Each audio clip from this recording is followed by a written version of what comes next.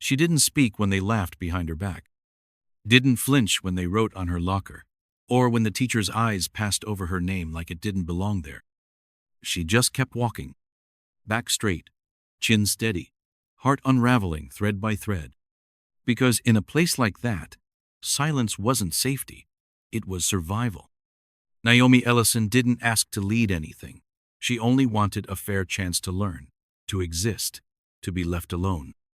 But when the system built to protect her stood still, and the people who should have spoken stayed quiet, something inside her refused to stay small.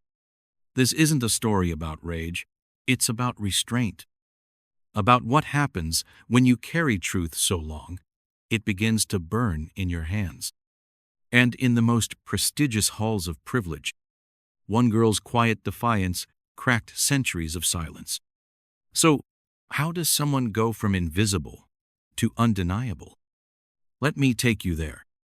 The first time Naomi Ellison stepped through the wrought iron gates of Lockridge Academy, it felt like entering someone else's story. The campus sprawled like a magazine, spread-red brick buildings trimmed in white, manicured lawns that looked painted on, and students in crisp navy uniforms stepping out of luxury SUVs with monogrammed weekend bags.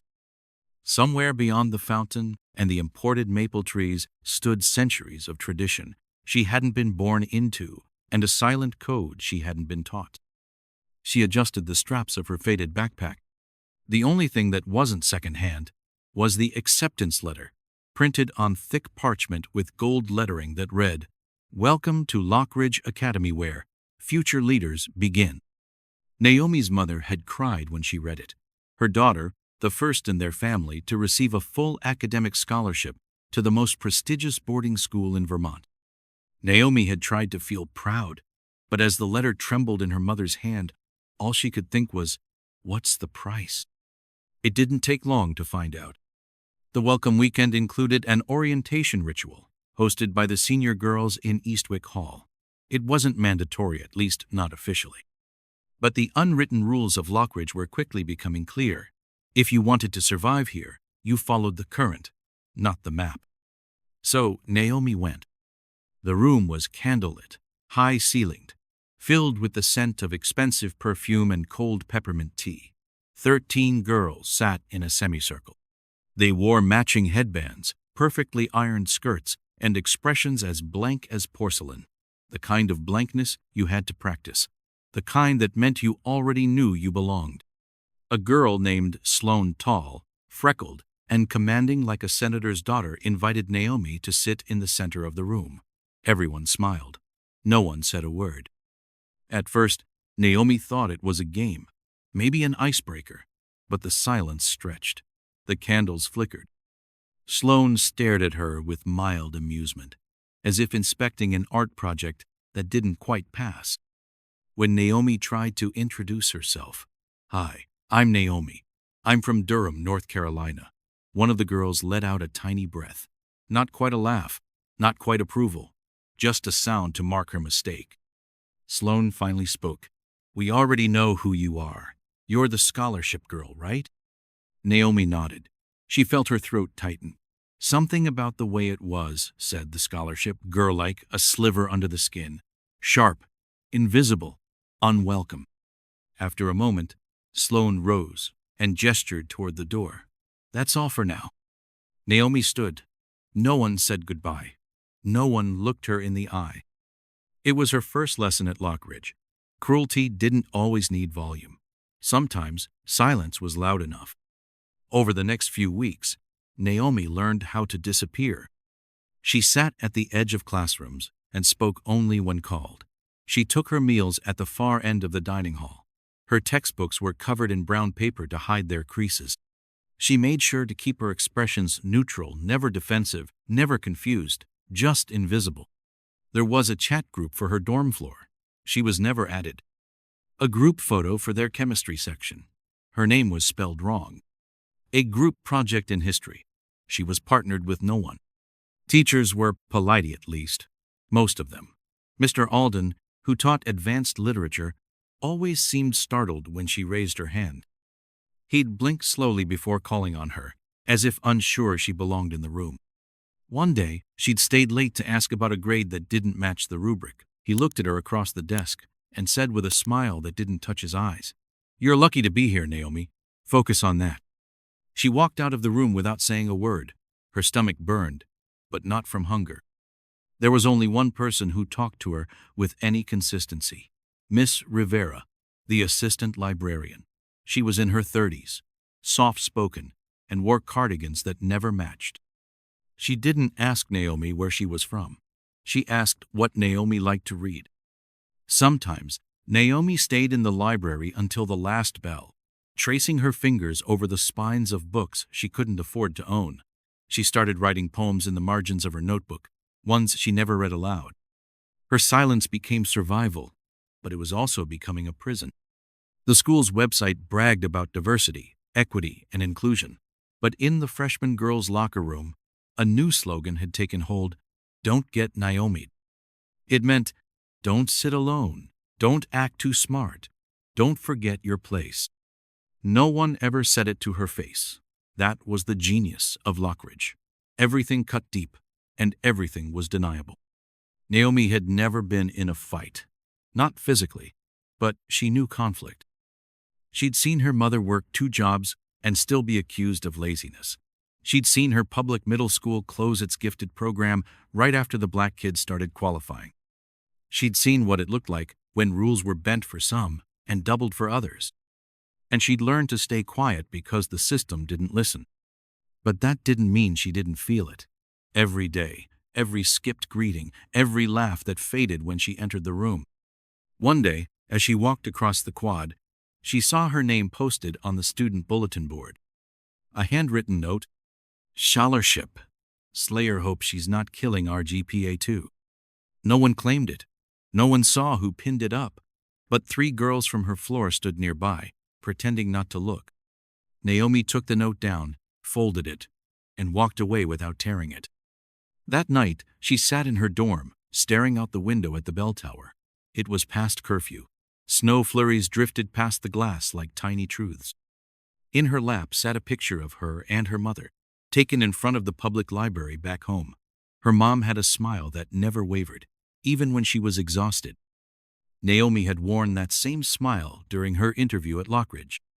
Now, it felt like a mask she no longer wanted to wear. She picked up her notebook and flipped to a blank page. At the top, she wrote, "You are not invisible. They just trained themselves not to see you." She paused, then closed the notebook. Somewhere deep in her chest, something old and quiet stirred. A question she wasn't ready to answer yet. A decision still building its voice. But it was there now. And it wouldn't go away. Naomi began counting the silences. Not just the ones that filled her dorm room at night, but the subtler ones, the way a teacher would hesitate before calling on her. The way her classmates walked in clusters and conversations always thinned when she came near. The way the cafeteria buzzed like a hive until she entered, and then certain tables quieted just enough to notice. There were louder moments, too, like the time she accidentally sat in the wrong corner of the student lounge, where the daughters of lawyers and hedge fund managers gathered after tennis. One girl, Camille, placed her latte down slowly and asked, "Oh, are you lost?" Naomi smiled back, "Nope." But she left the room anyway. She always did. The weight of it wasn't just emotional. It became physical, tight in her shoulders, heavy in her lungs. Every smile she forced felt like lifting bricks with her mouth. Every "I'm fine" became a lie dressed up in politeness. She'd try to call her mom some nights, but the conversations were careful. "How's school, baby?" "It's a lot, but I'm managing." "You're making us proud." "I'm trying." The truth stayed locked behind her teeth. By October, Naomi had memorized the rhythm of Lockridge Academy: when to speak, when to disappear, and when to pretend neither was needed. There was a journalism club she'd hoped to join. Writing was her lifeline, but when she showed up at the info meeting, the room went quiet. Sloane was there, of course. So were 2 of her friends. "Didn't know it was open to everyone," one of them muttered. Naomi held the gaze of the faculty advisor, Miss Pennington, a tall, blonde woman in designer glasses. She looked back at Naomi, then looked away. No welcome, no roll sheet, no spot on the roster. Naomi didn't return. The next morning, the school newsletter published a glowing recap of the diverse turnout at the club meeting. She read it with numb fingers. In November, things escalated. It started with a meme. Someone had taken a photo of Naomi sitting alone in the library and added the caption, "When your GPA's the only friend you've got." It was sent anonymously through airdrop during lunch. She saw the phones light up, the smirks, the shoulders shaking with laughter. She didn't react, she didn't flinch, but she couldn't eat the rest of her meal either. Her fork hovered over her tray like a white flag. Later that day, someone had written on her locker in dry erase marker, "Smile, it's free." Naomi stood there for a long time, her hand trembling as she wiped it clean. She wasn't angry. Not yet. She was exhausted. She remembered something her mother used to say when things got bad. Sometimes you gotta carry the storm inside until you're strong enough to release it. Naomi wondered if that was what this was. A storm. One that no one else seemed to notice. But what if she was just imagining it? What if it wasn't about race? What if it wasn't about class? That's what they wanted her to think, didn't they? That she was the problem, that her silence meant guilt, that if she just smiled more, they'd stop seeing her as a threat. One afternoon, after back-to-back classes, Naomi went to the nurse's office with a headache that refused to leave. Mrs. Lindell, the nurse, glanced at her file and said gently, "Sweetheart, this place can be overwhelming even if you're from here." Naomi blinked. "I'm sorry?" The nurse gave a warm smile. "I just mean boarding school's a big adjustment, especially if you're, different." Different. That word again, dressed in sympathy, laced with implication. Naomi left without asking for the ibuprofen. It was around this time that Naomi stopped writing. Her journal, once overflowing with phrases, metaphors, and midnight thoughts, sat closed at the bottom of her drawer. The words felt useless now, like whispers in a hurricane. She deleted half the poems from her notes app. Even in the quiet of her own head, the weight grew. Thanksgiving break came, and most of the students left campus for ski trips and beachfront homes. Naomi stayed behind. Her mother couldn't take time off work, and flights were too expensive anyway. The dorm halls were hollow, the lights flickered like forgotten promises. Naomi spent her days in the library, reorganizing the poetry section just to feel useful. Miss Rivera let her.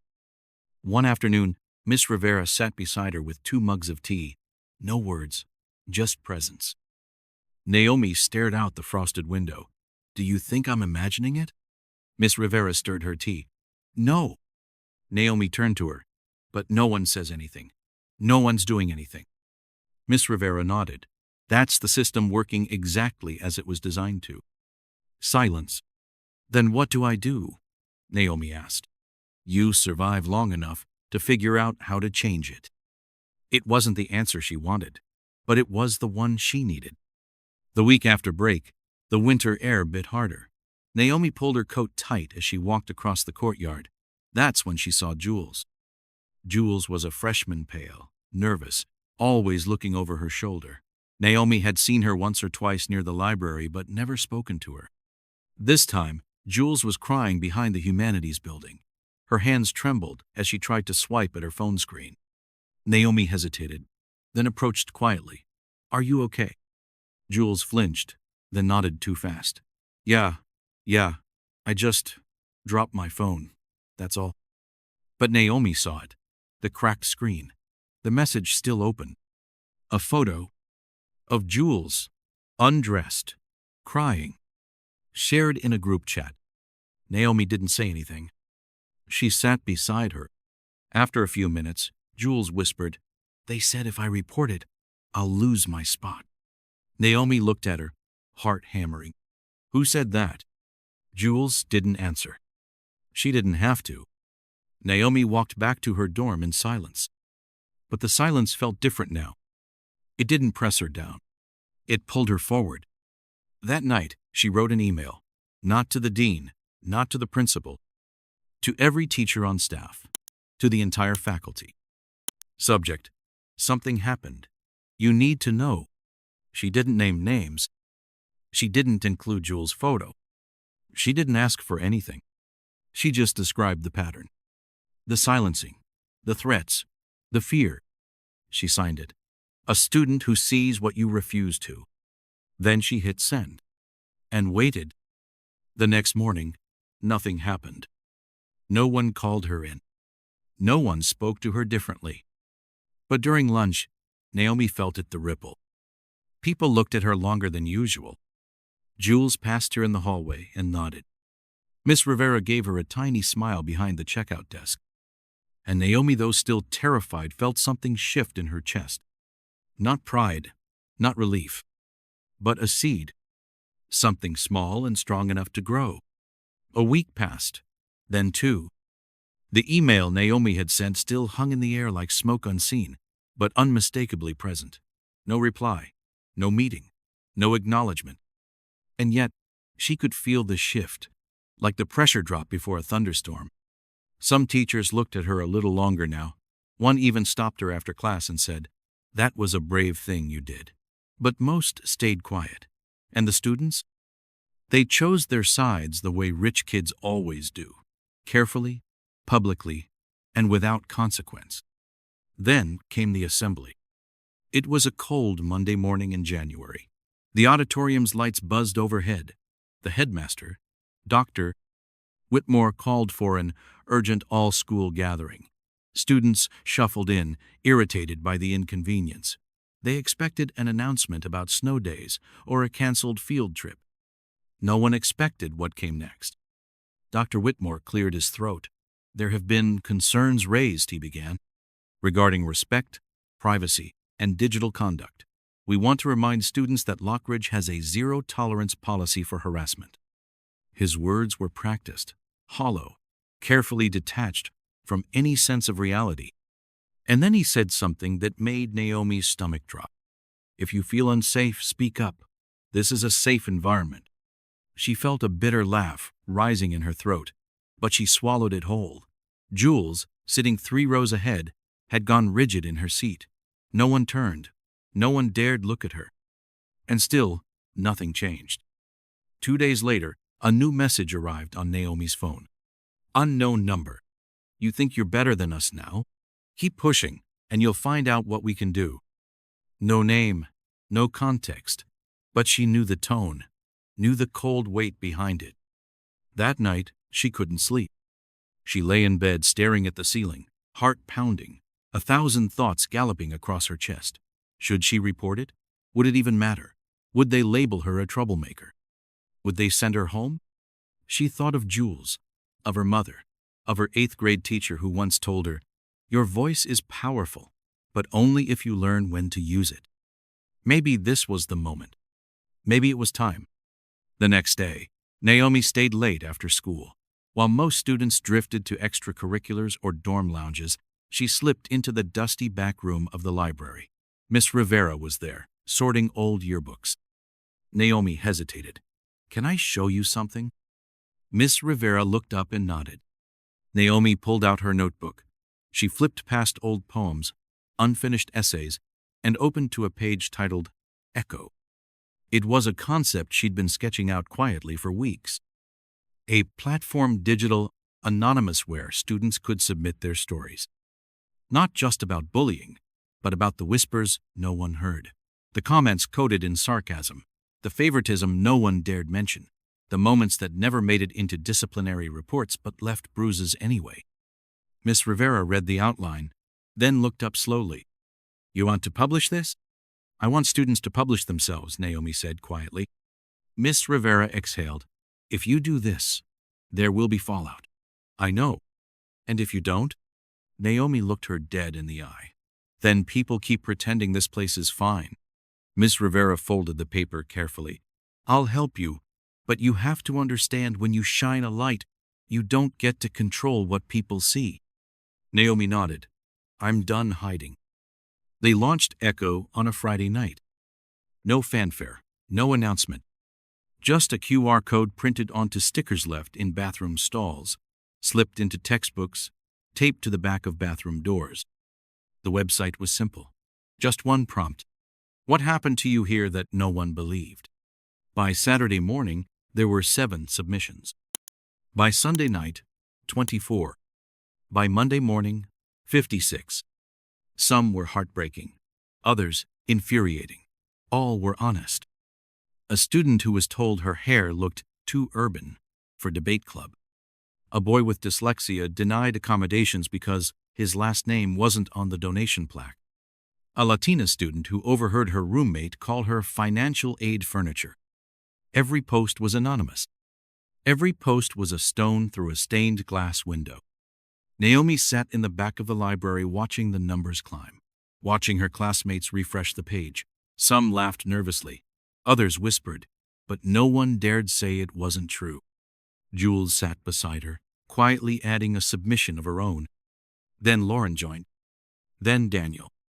Then someone Naomi had never even spoken to of Sloane's friends walked up and said, This matters. Thank you. Naomi blinked. You're welcome. But with light comes heat. By Tuesday, the administration was scrambling. Teachers were pulled into meetings. Campus security was stationed in front of computer labs. Students were warned not to engage in online gossip. Dr. Whitmore released a statement condemning malicious rumors, but avoided naming the site. It didn't matter. Echo had already become a movement. That Wednesday, Naomi was summoned. Principal's office. 3rd period. The walk across campus felt longer than usual. Trees bare, sky gray. Everything in her body wanted to turn around, but she didn't. Inside the office, Dr. Whitmore sat behind a polished oak desk. 2 assistant deans flanked him. Miss Rivera was there too, sitting quietly in the corner. Naomi, Whitmore began, we believe you are behind the website. She met his gaze. I am. He nodded slowly. You've created disruption. You've implicated students, staff, and the integrity of this institution. Naomi took a breath. I haven't named anyone. I gave people a place to tell the truth. The truth? He echoed. Or rumors? Naomi's voice didn't shake. Does it matter if they're telling the same lie? Silence. Then Miss Rivera spoke. Perhaps the question isn't why students are writing these stories, but why they never felt safe enough to tell them aloud. Whitmore's jaw tightened. We're reviewing your enrollment, he said flatly. You'll remain on probation until further notice. Naomi nodded. She stood to leave, but paused at the door. There's a difference between silence and peace, she said. This school confuses the two. Then she walked out. The next morning, someone had scrawled rat in chalk outside her dorm. But someone else had written underneath it, truth teller. By the end of the week, over 200 posts had been submitted to Echo. And then came the story that changed everything. It was submitted anonymously, but its details were chilling. A student had been assaulted during her sophomore year. She'd reported it to a teacher. Nothing happened. She tried again. Still nothing. Her family had withdrawn her a semester later. She never came back. The story ended with 4 words. I thought I was alone. Lockridge couldn't ignore it anymore. The story went viral. Alumni began asking questions. A local reporter picked it up, then a second, then a third. Emails flooded the administration. Parents demanded answers. An emergency board meeting was called, and suddenly Naomi's invisible was at the center of a reckoning. But this time, she wasn't alone. Students began showing up to school wearing safety pins on their jackets, a silent symbol of solidarity, one by one, room by room. Someone made posters. We are the Echo. Someone else started printing quotes from the website and taping them to lockers. The halls of Lockridge, once so pristine, now spoke with voices they tried to silence. Naomi sat in the library as the storm swirled. Jules passed her a folded note. Inside it read, You made me believe again. Naomi smiled faintly. But in her chest, a fire was starting to burn. Not the kind that destroys, the kind that clears space to rebuild. Naomi didn't speak at the student forum. She could have. The entire room waited for her to. The auditorium was packed with students, faculty, even parents who had come in early for Parents' Weekend. The ECHO project had been officially acknowledged, though. The administration avoided calling it by name. "We want to open a space for students to express themselves," Dr. Whitmore said stiffly from the podium. "To listen, without judgment." Naomi sat in the third row, beside Jules and Lauren. Her name had become synonymous with the movement, but she wasn't looking for attention. She was looking for air. For proof that she didn't have to carry the weight of the truth alone. One by one, students rose. Some told their stories softly, others shook with tears. A boy from the art club spoke about being called a slur during freshman year and how no one reported it because the perpetrator was a legacy student. A girl described being pressured to quit student government after questioning the fairness of elections. Each voice filled the room with something larger than words. No one interrupted. No one rolled their eyes. Even the teachers looked stunned. By the end of the hour, the auditorium felt transformed like a dam had broken, and something real could finally flow through the space. Naomi never left her seat, but when she stood to leave, nearly everyone in the room turned to look at her. She didn't wave. She didn't smile. She just nodded. In the days that followed, the energy on campus changed. It wasn't loud. It didn't look like protest signs or chants in the courtyard. It looked like hallway doors left open during dorm meetings, so everyone could hear what was said. It looked like students checking in on each other more often, especially the quiet ones. It looked like teachers beginning class with a question, "How are you really doing?" Lockridge didn't suddenly become perfect. It didn't cleanse itself of privilege or hierarchy, but the silence that once protected those things no longer held the same power. And Naomi had no desire to make a spectacle of it. She didn't join the interviews or the social media buzz. She turned down a podcast request from a national nonprofit. Instead, she poured her time into building something lasting. With Lauren and a few other students, Naomi founded a student support group called the Unders, short for underestimated, underrepresented, unheard. They met once a week in the library after school. There were no sign-up sheets, no yearbook photo, no pressure to talk, just space. The room filled slowly athletes, musicians, students who never spoke up in class but now shared things they'd kept locked inside for years. Some just sat and listened. Some stayed after, offering to help write policy proposals for a student code of conduct. Some said nothing at all, just nodded when Naomi passed them in the hallway with her quiet, steady presence. One evening in February, Miss Rivera handed Naomi an envelope after their support meeting. Inside was a copy of a letter from the school board. They were launching a task force to review school culture and student safety. Miss Rivera smiled. "They want a student representative. They're asking for you." Naomi looked down at the paper. Her hands shook slightly. She thought about turning it down. She didn't want to be the symbol forever. She didn't want to be the face. But then she remembered something a younger student told her during a meeting the week before. "I didn't think anyone would ever believe me. And then you showed up." Naomi folded the paper and slipped it into her backpack. "Okay," she said quietly. "I'll do it." That weekend, she called her mother. She hadn't told her everything. Not yet. But her voice on the other end made Naomi feel like she could breathe again. "They want me to be part of a school task force," she said. A pause. Then, "You gonna make waves, baby?" "I think I already did." Her mom laughed. "Then make 'em count." The next Monday, a substitute teacher mispronounced Naomi's name during roll call. Before she could correct her, a girl from the other side of the room spoke up. "It's Naomi, like poetry." The teacher nodded. "Got it." Naomi blinked. She didn't even know the girl's name, but she smiled anyway. Not long after, the head of school stepped down. The official reason was retirement, but everyone knew better. Lockridge was changing, bit by bit, voice by voice.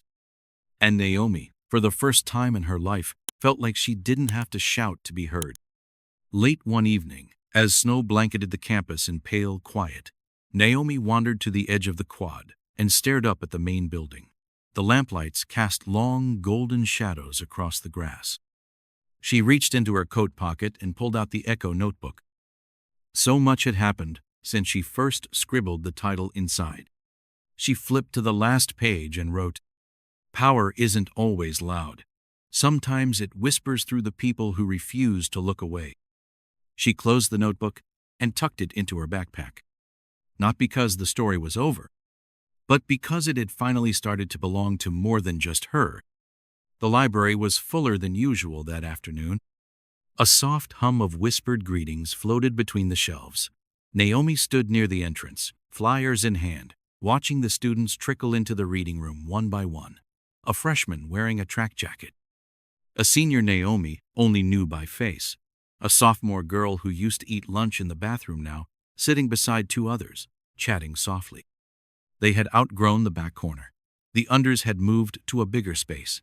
And now, the school was officially recognizing the group as a sanctioned support organization. A counselor would rotate through. A budget had been approved. They even had a placard outside the door. Naomi had asked that it remain simple. Room 214. Peer reflection. Support. But someone had taped a handwritten sign beside it.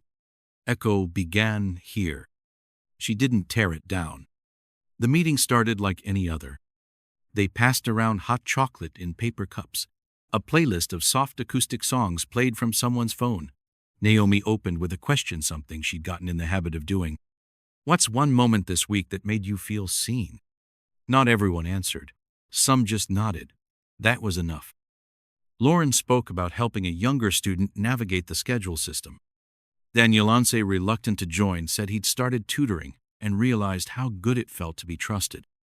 Jules shared a poem she'd written, her voice shaking but steady. When it was Naomi's turn, she hesitated, then smiled. "I saw someone laugh at a joke I made," she said, and it wasn't followed by silence. Everyone in the room chuckled softly. But the real moment was afterward. As the group thinned and the room began to clear, a first-year student lingered behind. She wore oversized glasses and kept her arms crossed tight, like a shield. "Hi," she said. I wanted to tell you something." Naomi turned to her. "I was thinking of leaving. This school. I didn't think it would ever feel like home." The girl paused. "But then I read the post about the girl who was mocked in class. The one who didn't say anything but still changed everything." Naomi said nothing. "I realized that I could stay. If she could, maybe I could too." Naomi didn't cry, but something inside her shifted. "Thank you," she said. The girl gave a small nod and left. A month later, the school held its first ever student-led equity forum. It was optional, but the auditorium filled again this time, not because they were told to come, but because they chose to. There was no headmaster at the podium. There were no suits. Just students, standing on the stage in front of their peers, telling truths without theatrics. No one was forced to speak, but one after another, they did. A student from a rural family spoke about feeling like a charity case in a room full of yacht club legacies. A Korean-American student shared how exhausting it was to be called model minority and still be dismissed when she challenged ideas in class.